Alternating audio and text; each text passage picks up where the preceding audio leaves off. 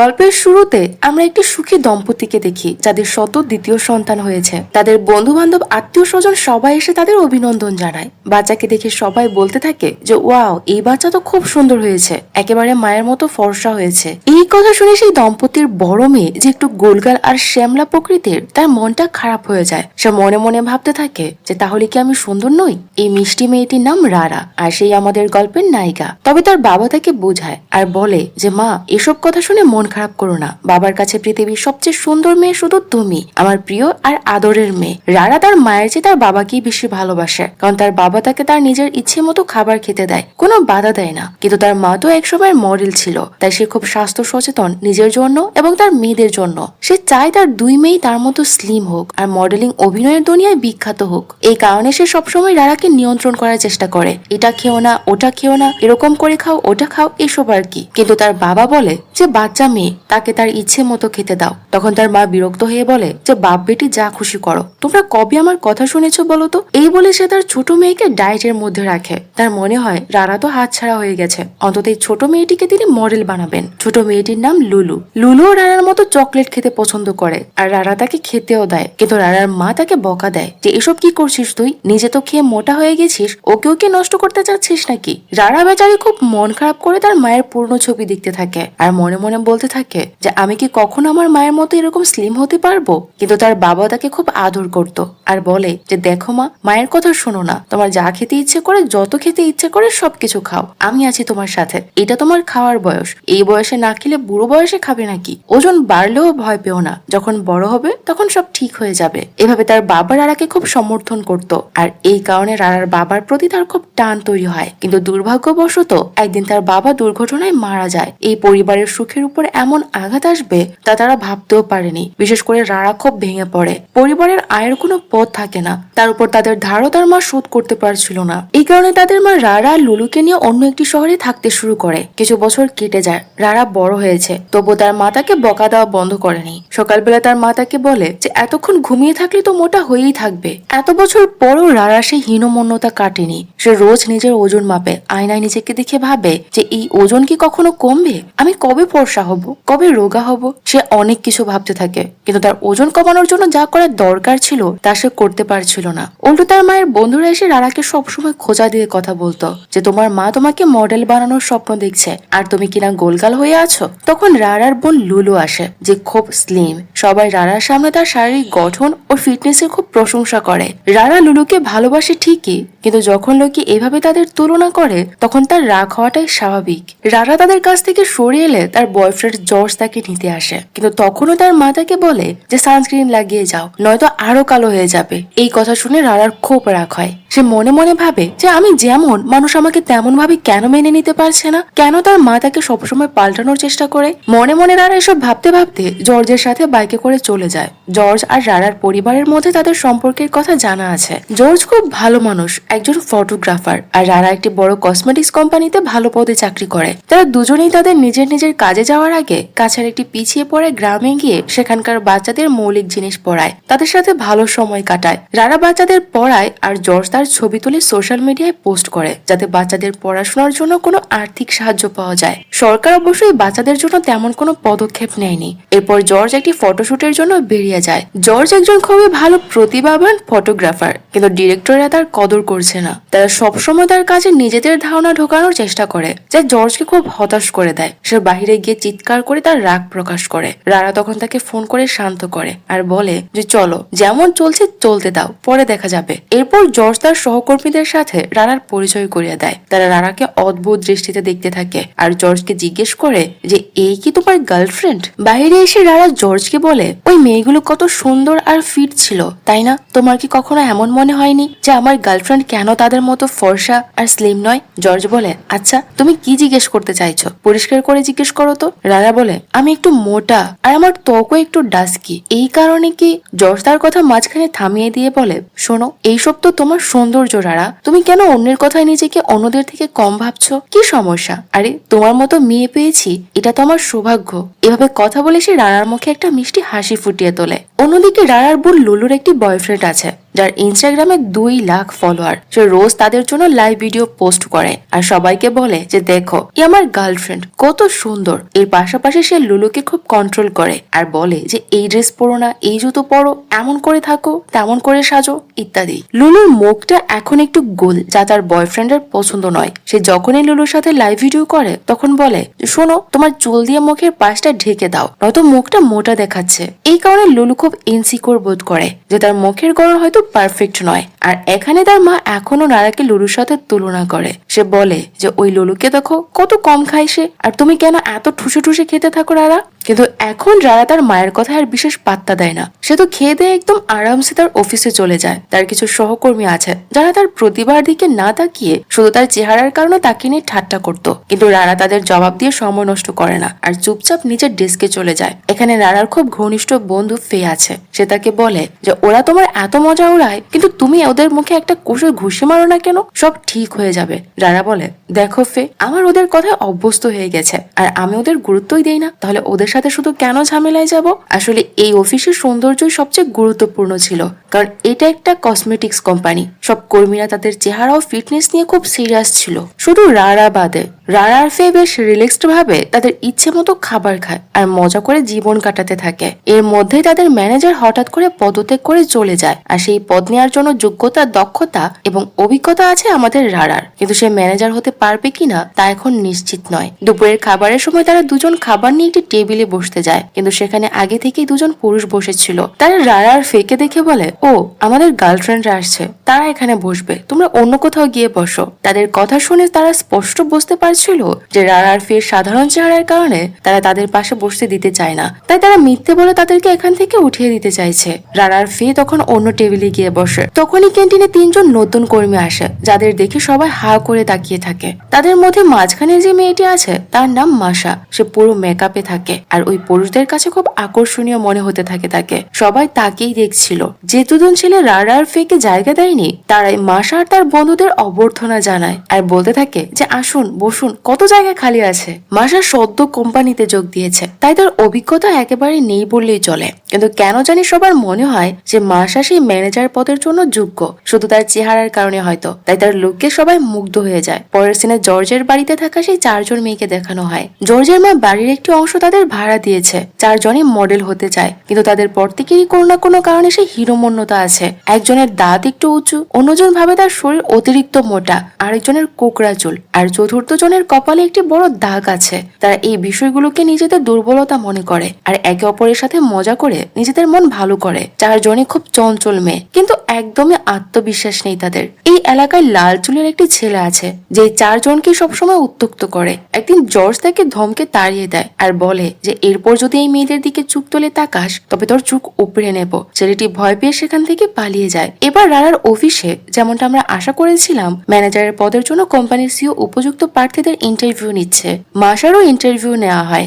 Interview শেষে মাসা বেরিয়ে যাওয়ার সময় রারার দিকে তাকিয়ে যায়। রারাও ইন্টারভিউর জন্য যায়। আসলে সিও কোম্পানির উন্নতির জন্য একটি চমৎকার আইডিয়া চাইছে। এই দুজনের মধ্যে যে এমন বিশেষ আইডিয়া দেবে তাকে ম্যানেজার পদ দেওয়া হবে। রারা মাসার চেয়ে বেশি অভিজ্ঞ ছিল, তাই তার আইডিয়া খুব ভালো হয়। সিও বলে যে তোমার আইডিয়া দুর্দান্ত রারা, কিন্তু এই পদের জন্য ক্লায়েন্ট আর মিডিয়ার সাথে যোগাযোগ করতে হবে, আর তার জন্য ফিট আর আকর্ষণীয় থাকা জরুরি, যা তোমার মধ্যে একদমই নেই রারা। তাই আমি ভাবছি মাসাকে ম্যানেজার পদ দেব, আর তুমি তাকে সাহায্য করো। এই কথা শুনে রারার খুব কষ্ট হয় আর সাথে রাগও হয়। সে খুব দুঃখিত হয় যে তার প্রতিবার চেয়েও তার চেহারার গুরুত্ব দিয়ে মাসাকে ম্যানেজার বানানো হচ্ছে আর তাকে তার সহকারী, অথচ এই পোস্টের জন্য পুরো যোগ্যতা তারই ছিল, কিন্তু সুন্দর চেহারা নেই বলে সে এই কাজটা পাচ্ছে না। রারা ফেকে সবকিছু জানায় আর এটি শুনে ফে অনেক রেগে যায়। সে বলে যে মাসা তো এখানে নতুন এসেছে, সে ইন্ডাস্ট্রির কি বোঝে, তার তো বিন্দুমাত্র অভিজ্ঞতা নেই এই বিষয়ে, আর তুমি এত অভিজ্ঞ হওয়া সত্ত্বেও সিও তোমাকে ম্যানেজার করতে মানা করে দিল, এটা কিভাবে সম্ভব? অন্যদিকে রেস্টুরেন্টে দেখা যায় মাসা আর তার 2 বন্ধু নিজেদের মধ্যে কথা বলছে যে যদি ওই মোটা মেয়েটা ম্যানেজার হয়ে যায় তবে কি আমাদের তার হুকুম মানতে হবে। এভাবে তারা রারার শরীর নিয়ে অনেক অপমানজনক কথা বলতে থাকে আর মজা করতে থাকে। তখন মাসা বলে যে এটা কসমেটিক্স কোম্পানি, এখানে ম্যানেজার হতে গেলে মেকআপ ইত্যাদি সম্পর্কে জানতে হয়। ওই মোটা মেয়েটা কি বুঝবে এসবের? ম্যানেজার পদটা তো আমিই পাবো, দেখে নিও। কিন্তু সে জানতো না যে রারা সেই রেস্টরুমেই ছিল। রারা তাদের কথাগুলো শুনতে পায় আর এসব কিছু শুনে তার মন একেবারেই ভেঙে পড়ে। সে তখন জর্জকে তার সমস্যার কথা বলে। মাসাকে ম্যানেজার করার কথা চলছে, শুধু সে দেখতে সুন্দর বলে। জর্জ বলে, তুমি সবসময় সুন্দর সুন্দর করো কেন? তোমার চেয়ে সুন্দর এই দুনিয়ায় আর কেউ নেই, আমি গ্যারান্টি দিয়ে বলছি, লিখে দিতে পারি। এভাবে সে তার মন ভালো করার চেষ্টা করে আর তাকে তার নিজের বাড়িতে নিয়ে আসে। সেখানে সে জর্জের বাড়িতে থাকা সেই 4 জন মডেল হতে চাওয়া মেয়ের সাথে দেখা করে। রারা ধীরে ধীরে তাদের সাথে খুব মিশে যায় আর তারা রারাকে দিদি বলে ডাকে, যা রারাকে আপন করে নেওয়ার অনুভূতি দেয়। জর্জের মা রারার জন্য অনেক খাবার রান্না করে রেখেছিল। রারা মন ভরে খায়। তারপর সে কিছু পুরনো ছবি দেখে। জর্জের বাবাও একজন ফটোগ্রাফার ছিল, তিনি তার পুরনো ক্যামেরা দিয়ে এই ছবিগুলো তুলেছিল। সব দেখে শুনে রারা বাড়ি ফেরে, কিন্তু অফিসে যা ঘটেছে তা তার মাথায় ঘুরতে থাকে। সে কিছুতেই তার মাথা থেকে এসব কিছু বের করতে পারছিল না। কখনো কখনো এমন হয় না যে জিনিসগুলো আমাদের পছন্দ না, সেটাই মনে বারবার আসতে থাকে? রারারও ঠিক তেমনটাই হচ্ছিল।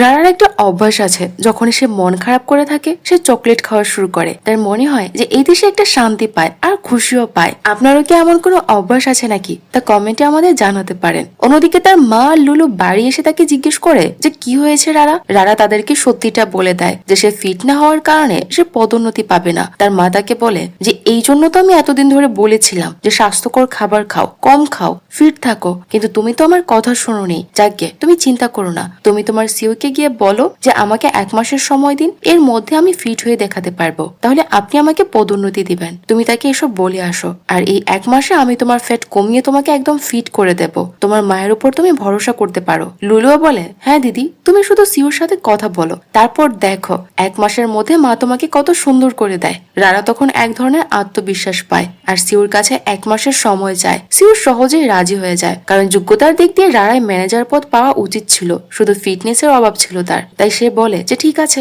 1 মাসের সময় নাও, একদম ফিট হয়ে ফিরে এসো, আমি অবশ্যই তোমাকে ম্যানেজার পদ দেব, আর আমি আশা করি যে তুমি এটি পারবে। রারা তখন কি করবে? সে খুব কঠোর ডায়েট অনুসরণ করা শুরু করে। সে জিমে যায়। সে খুব উদ্যমী ছিল, কিন্তু পরদিনই তার এনার্জি কমে যায়। সে তার অভ্যাস নিয়ন্ত্রণ করতে পারছিল না।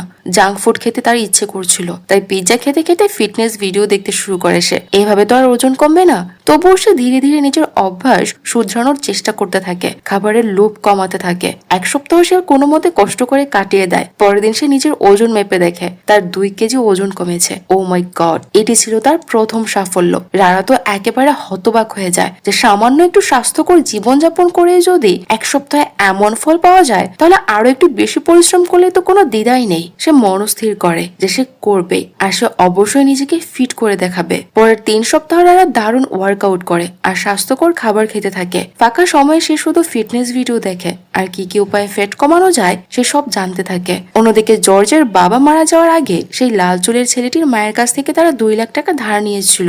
এখন 1 মাসের মধ্যে সেই টাকা সুদে আসলে শোধ করতে হবে। জর্জ তার মাকে বলে সে 1 মাসের মধ্যে তাদের অতিরিক্ত ইভেন্টগুলো সামলে তাদের ঋণ শোধ করে দেবে। মা, তুমি টেনশন করো না। জর্জ তখন তার বন্ধুর সাহায্যে বাড়তি ইভেন্টগুলোতে ফটোশুট করতে শুরু করে। কখনো কখনো তো সে রাত জেগে ফটোশুট করে টাকা জোগাড় করছিল। আর এদিকে রারা ফিটনেসের চক্রে খুবই ব্যস্ত হয়ে পড়ে। এভাবে 4 সপ্তাহ কেটে যায়। এই সময় জর্জ আর রারার মধ্যে দেখাও হয় না, ঠিক মতো কথাও হয় না। এবার রারাকে দেখা যায়, সে একদম স্লিম হয়ে যায়। লুলু তার চুল কেটে মেকআপ করে তার চেহারাটাই পাল্টে দেয়। আর রারা যখন তার এই নতুন রূপে অফিসে যায়, সবাই হতবাক হয়ে যায়। সিওর তো তার মুখ দিয়ে কথাই বের হচ্ছিল না। বাকিরাও বিশ্বাস করতে পারছিল না যে 1 মাসের মধ্যে সে এত ওজন কিভাবে কমিয়েছে। আর মাসও তার বন্ধুদের মুখে যেন কেউ কাদা ছুড়ে দিয়েছে। লজ্জায় তাদের অবস্থা খারাপ হয়ে যায়। সিওর রারাকে ম্যানেজার পদে পদোন্নতি দেয়। অবশেষে যা সে চেয়েছিল তা পেয়ে গেছে। রারাকে একটি আলাদা কেবিন দেয়া হয়। ফিরে এসে জিজ্ঞেস করে যে ম্যানেজার ম্যাডাম, আমি কি ভেতরে আসতে পারি? রারা মজা করে খুব আদরে সুরে বলে,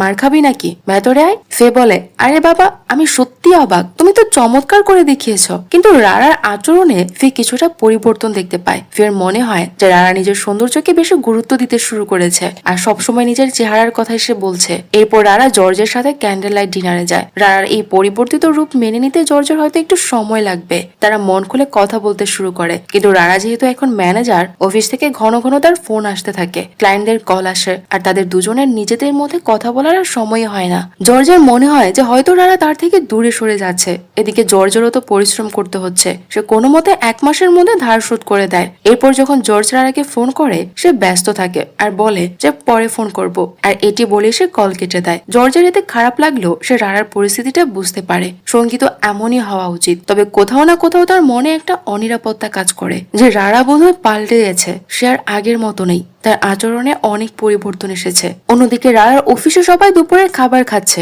রারা আর ফে খাবার নিয়ে বসতে যায়, তখন মাসা তার বন্ধুরা শুধু রারাকে ডেকে বলে আমাদের সাথে বসো। রারা তাদের বারণ করার বদলে ফেকে বলে চলো না ওদের সাথে গিয়ে বসি। ফের তো এত রাগ হচ্ছিল, সে বলে আজ পর্যন্ত এই লোকগুলো আমাদের কতটা অপমান করেছে তা তোমার কিচ্ছু মনে নেই, কিন্তু আজ তুমি ফিট হয়ে গেছো বলে তারা তোমাকে তাদের সাথে বসতে বলছে আর তুমিও তাদের কাছে যেতে চাইছো। এটা কেমন হচ্ছে? রারা বলে আরে বাবা তুমিও না ফে, পূর্ণ কথা ভুলে যাও তো, চলো গিয়ে বসি। ফে তার সাথে যায়, কিন্তু সেখানে কেবল একটি চেয়ার খালি থাকে আর মাসা শুধু রারাকে বসতে বলে। ফে বুঝতে পারে যে তারা কেবল রারাকে তাদের পাশে বসাতে চাচ্ছে, তাকে নয়। তাই সে বলে ঠিক আছে রারা তুমি যাও, আমি অন্য টেবিলে বসছি। এটি বলে সে অন্য টেবিলে একা বসে খেতে শুরু করে। রারা যদি আগের মতো থাকতো তবে সে নিশ্চয়ই ফের সাথে গিয়ে বসতো, কিন্তু মানুষ কখন যে পাল্টে যায় তা বলা মুশকিল। সে ফেকে একা ফেলে মাসার দলের সাথে বসে খেতে শুরু করে। ফের সত্যি খুব খারাপ লাগছিল এতে, আর এতে খারাপ লাগাটাই স্বাভাবিক ছিল। এরপর লাঞ্চের পর ফের রেস্টরুমে যায়, সেখানে রারা মাসার দলের সাথে হাসাহাসি করে কথা বলছিল।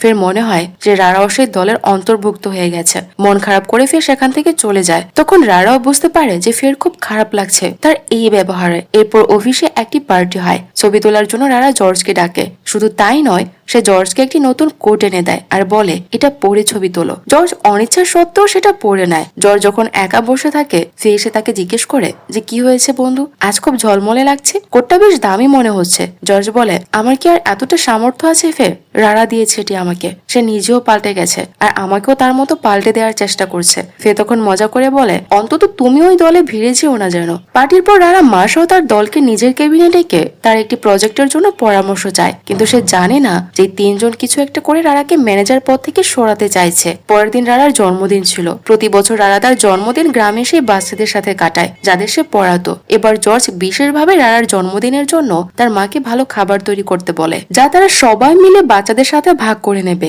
আর সবাই রারার জন্মদিন পালন করবে। এমনই তার পরিকল্পনা ছিল। বরাবরের মতো জর্জ রারাকে নিতে যায়, কিন্তু রারার পোশাক দেখে সে জিজ্ঞেস করে যে টাইট ড্রেসে কি তুমি বাইকে আরামে বসতে পারবে? রারা বলে না না, আমি তো ট্যাক্সি বুক করেছি, তুমি তোমার বাইক এখানে রাখো, আমরা দুজন ট্যাক্সিতে গ্রামে যাব। জর্জ বলে আমাকে কাজের জন্য অনেক জায়গায় যেতে হবে, বাইক ছাড়া আমার কাজ চলবে না। রারা তখন বলে দেখো আমি সদ্য স্কিন কেয়ার করিয়েছি, রোদে বাইকে চললে আমার ত্বক আরো ডার্ক হয়ে যাবে। জর্জ বলে ঠিক আছে যেমন তোমার ইচ্ছে, তুমি ট্যাক্সিতে যাও, আমি বাইকে আসছি। এটি বলে সে চলে যেতে শুরু করে। রারা জিজ্ঞেস করে তুমি কি রাগ করেছো? কোনো সমস্যা তো নেই জর্জ। জর্জ কি বার বলবে, সে বলে না না, তুমি তোমার ত্বকের যত্ন নাও, ট্যাক্সিতে আরামে যাও। এটি বলে সে বেরিয়ে যায়। আর রারা যখন ট্যাক্সিতে করে গ্রামে পৌঁছায় তখন অনেক দেরি হয়ে যায়। এর মধ্যেই জর্জ বাচ্চাদের পড়িয়ে বেরিয়ে আসছিল। রারা তখন তাকে সরি বলে আর জানায় যে ট্রাফিকের কারণে তার দেরি হয়েছে। জর্জ বলে ঠিক আছে, আর তারা দুজন কাজের জন্য বেরিয়ে যায়। কিন্তু সত্যি বলতে এখানে জর্জের খুব রাগ হচ্ছিল, কারণ যে বিষয়গুলোকে রারা আগে গুরুত্ব দিত সেই বিষয়গুলোর প্রতি আজ তার মনে কোনো গুরুত্বই নেই। রারার জন্মদিনে প্রথম শুভেচ্ছা আসে জর্জ ও তার মায়ের কাছ থেকে। তারা ভিডিও কলে রারাকে উইশ করে। এরপর রারা অফিসে যায়। জন্মদিনের দিন তার খুশি থাকা উচিত, কিন্তু রারা খুব টেনশনে আছে, কারণ রারা তার নতুন প্রজেক্টে একটি বড় ভুল করে ফেলেছে, যার জন্য সিও তাকে বকা দিচ্ছে। আসলে রারা মাসা আর তার দলের পরামর্শ নিয়ে সেই প্রজেক্টে কিছু পরিবর্তন করেছিল, যা একদমই ভুল প্রমাণিত হয়। আর মনে হচ্ছিল যে মাসা ইচ্ছে করে রারার সুনাম নষ্ট করার জন্য তাকে এমন বুদ্ধি দিয়েছিল, আর এখন পুরো দোষটা রারার একার উপরে এসে পড়েছে। মাসা লুকিয়ে লুকিয়ে কথাগুলো শুনছিল, আর রারাকে বকা খেতে দেখে তার মনে অন্যরকম এক তৃপ্তি হচ্ছিল। রারা তখন কাজ শেষ করে জর্জ ও গ্রামের বাচ্চাদের সাথে নিজের জন্মদিন উদযাপন করতে বের হয়, কিন্তু মাসার দল তাকে আটকে দেয়। মাসা তাকে বলে যে আজকের দিনটা আমাদের সাথেও একটু সেলিব্রেট করো, তারপর যেও তোমার বয়ফ্রেন্ডের পার্টিতে। এটি বলে তারা রারাকে একটি বারে নিয়ে যায়। আসলে মাসা আর তার দলরা রারাকে মদ পান করানোর সিদ্ধান্ত নিয়েছিল, যাতে সে জর্জের সাথে দেখা করতে না পারে। তারা তাকে গ্লাস ভরে ভরে মদ খাওয়ায়, আর রারা নেশায় ভূত হয়ে সেখানে বসে ঘুমিয়ে পড়ে। অন্যদিকে জর্জ সেই বাচ্চাদের সাথে রারার জন্মদিনের জন্য সব প্রস্তুতি সম্পন্ন করে কেক কাটার জন্য রারার অপেক্ষা করে।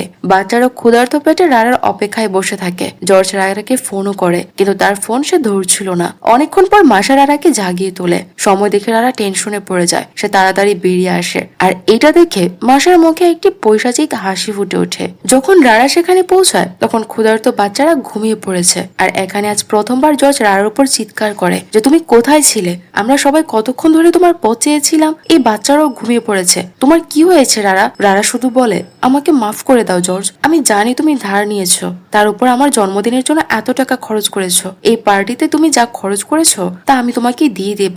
জর্জ যেতে আগে আরো ফেটে পড়ে আর সে বলে যে তোমার কি মনে হয় রারা, আমি টাকার জন্য তোমার উপর রাগ করছি? আমার অনুভূতিগুলো কি তোমার কাছে কোনো মূল্য নেই? তুমি সত্যি খুব পাল্টে গেছো রারা, বিশ্বাস করো। এই বাচ্চাদের দেখো, এরা ঘন্টার পর ঘন্টা তোমার জন্য অপেক্ষা করছিল, তোমার সাথে কেক কাটবে, একসাথে খাবে এমন ভেবেছিল ওরা। আর মা তোমার জন্য এত ভালোবাসা দিয়ে সব খাবার তৈরি করে পাঠিয়েছে, কিন্তু তুমি তাদের কোনো অনুভূতিই বুঝতে পারছো না, তাই না? সবার মন ভেঙে দিয়েছো তুমি, আর বলছো পয়সা দিয়ে দেবো। তুমি খুব ধনী হয়ে গেছো না? এইভাবে রাগ করে জর্জ চলে যায়। রারা আরো কাঁদতে থাকে যে জর্জ সত্যি সত্যি তার জীবন থেকে চলে গেছে। এর মধ্যে বাচ্চারা জেগে ওঠে আর রারাকে দেখে খুব খুশি হয়ে তাকে জন্মদিনের শুভেচ্ছা জানায়। পরদিন রারা অফিসে যায়, কিন্তু সে হেলে দুলে হাঁটছিল না।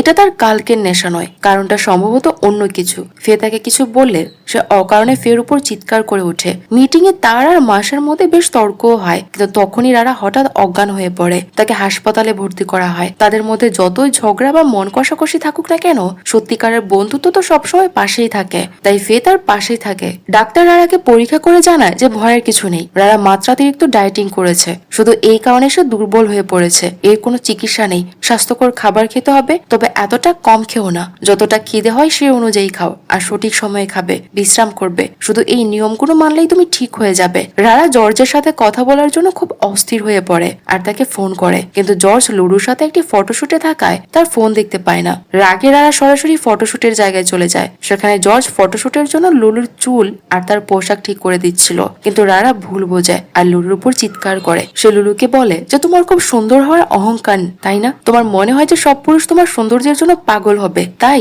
রারার কথা শুনে লুলুর মন খারাপ হয়, কারণ তার আর জর্জের মধ্যে এমন কিছুই ছিল না। সে রাগ করে সেখান থেকে চলে যায়। জর্জ জিজ্ঞেস করে, রারা তোমার আসলে কি হয়েছে? এমন বাজে কথা কেন বলছো? রারা চাপে আছে আর এখন সে জোরে কাঁদতে শুরু করে, কারণ একদিকে কাজের চাপ, অন্যদিকে জর্জের সাথে তার দূরত্ব বাড়ছে। আর এখন সে আগের চেয়ে বেশি অনিরাপদ বোধ করছে, তাই কথায় কথায় রেগে যাচ্ছে আর তার মন খারাপের চিন্তা আসছে। সে উল্টো জর্জকে বলে, তোমার আমার উন্নতিতে হিংসা হচ্ছে, তাই না? তোমার মনে হচ্ছে আমি তোমাকে ছেড়ে চলে যাব, তাই সেই প্রতিশোধ নেওয়ার জন্য তুমি আমার বোনের সাথে ঘনিষ্ঠ হচ্ছ, তাই তো? এই কথা শুনে জর্জ বলে, কি বলছো এসব তুমি? বলার জন্য আর কি বাকি রেখেছো তুমি? আমার সাথে আর কখনো চোখ মিলিও না রারা। তোমার চিন্তা এত নোংরা হতে পারে তা আমি ভাবতেও পারছি না। আর গুড বাই। এটি বলে সে সেখান থেকে চলে যায়। রারা আবারও কাঁদতে থাকে যে জর্জ সত্যি সত্যি তার জীবন থেকে এবার চলে গেছে। বাড়ি এসেও রারা লুলুর সাথে তর্ক করতে শুরু করে। তাদের মা তাকে এর কারণ জিজ্ঞেস করে, কিন্তু সে তার রাগ তার মায়ের উপরও ঝাড়ে। সে বলে যে মা, ছোটবেলা থেকে আজ পর্যন্ত লুলুই তোমার প্রিয় মেয়ে ছিল,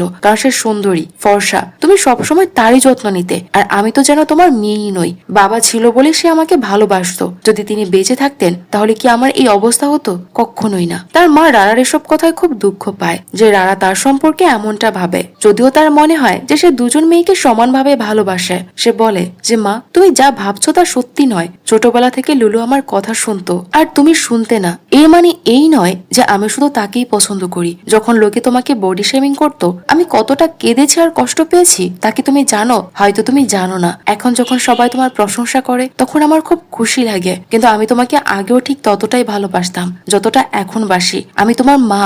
তুমি যেমনই হও না কেন, তুমি আমার মেয়ে, আর আমার কাছে আমার প্রাণের চেয়েও প্রিয় তুমি। এইভাবে মায়ের আবেগ বোঝে রারা কিছুটা শান্ত হয়। শুধু তাই নয়, মা আরো একটি কথা জানায়। আসলে রারার জন্মের সময় মায়ের সি সেকশন হয়েছিল আর তার শরীরে তার দাগ রয়ে গিয়েছে। এই কারণে তার একজন সেরা মডেল হওয়ার স্বপ্নই থেকে যায়। সে বলে যে মা, একদিন আমার দুঃখ ছিল যে আমার কেরিয়ার হলো না, কিন্তু অন্যদিকে আমার খুবই আনন্দ যে তোমার মতো একটি মিষ্টি মেয়ে পেয়েছি। সৌন্দর্য চেহারায় নয়, হৃদয়ে থাকে, আমাদের আচরণে থাকে। আমি আজ পর্যন্ত তোমাদের দুজনকে নিয়ন্ত্রণ করার চেষ্টা করেছি। হ্যাঁ, এটা আমার ভুল হতে পারে। আজ থেকে তোমার যা খেতে ইচ্ছে করে খাও, শুধু স্বাস্থ্যকর থেকো। আমার আর কিচ্ছু চাই না। এইভাবেই তিনজনের মধ্যে ভুল বোঝাবুঝি ঠিক হয়ে যায়। অন্যদিকে সেই লাল চুলের ছেলেটি আবার জর্জের বাড়িতে থাকা মেয়েদের উত্ত্যক্ত করে। এবার জর্জ রাগে তাকে পিটিয়ে দেয়, কিন্তু সেই ছেলেটির বন্ধুরা মিলে জর্জকে আক্রমণ করে আর তার ক্যামেরা ভেঙে দেয়। জর্জও সামান্য আঘাত পায়। সেই রাতে সে তার মাকে জানায় যে তার আর রারার ঝগড়া হয়েছে। তার মা তাকে বলে যে সে তো ভালো মেয়ে, নিশ্চয়ই কোনো চিন্তা তাকে কষ্ট দিচ্ছে।